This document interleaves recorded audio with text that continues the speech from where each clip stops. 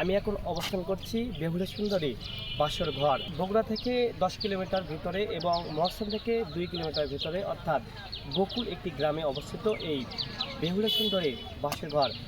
এই বেহুলা সুন্দরী বাসর ঘর অনেক ইতিহাস লুকিয়ে আছে, অনেকে জানেন আর অনেকে না জানায় রয়েছে। আজকে আমরা ইতিহাস সম্পর্কে জানবো এবং বেহুলা সুন্দরী ঘর দেখব। এই যে খুব ঘরগুলো দেখতে পাচ্ছেন, এগুলো হচ্ছে পাহারাদার ছিল, অর্থাৎ বেহুলা সুন্দরীকে দংশন করা হয়েছিল তার স্বামীকে, এই জন্যই এখানে পাহারাদার ছিল। অবশ্যই আস্তে আস্তে ভিতরে প্রবেশ করি, আগে এরকমটা ছিল না, দিন বদলের সাথে এটা উন্নত হচ্ছে। এই আমার পাশে দেখতেছেন এগুলো ফুলের বাগান, একটা সময় এগুলো কিছুই ছিল না। এখন টিকিটও করা হয়েছে, টিকিটের মূল্য 30 টাকা ধরা হয়েছে, যদিও আগে একটা সময় ছিল ফ্রি, যে যখন ইচ্ছা ঢুকতে পারে। এখানে খেলার মাঠ ছিল একটা সময়, যেহেতু আমি স্থানীয় সেহেতু এগুলো দেখেছি।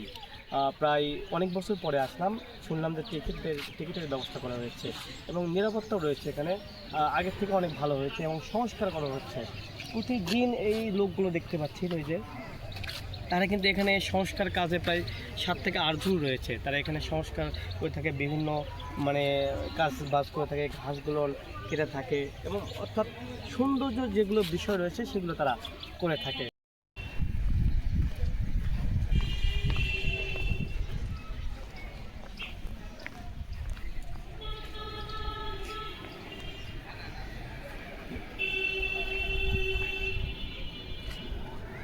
সব দিক দিয়ে নামা যাবে।